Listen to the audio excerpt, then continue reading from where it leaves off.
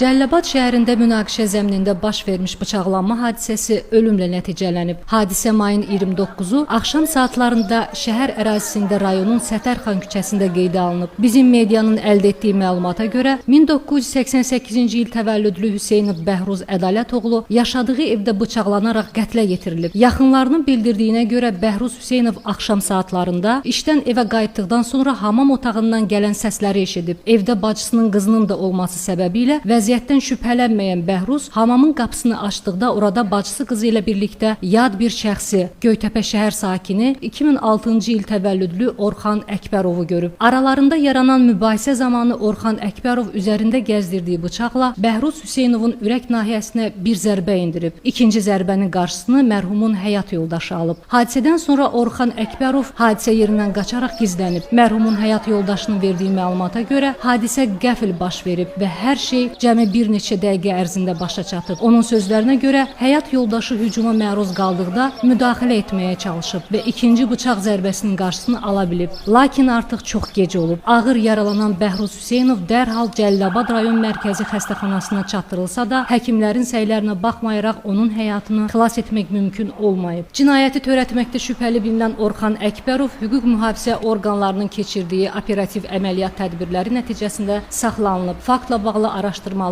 davam etdirilir. Qeyd edək ki, mərhum Bəhruz Hüseynov avtomobil ustası kimi fəaliyyət göstərirdi. Ailəli idi və 2 övladı vardı. O, doğulduğu rayonda dəfn olunub.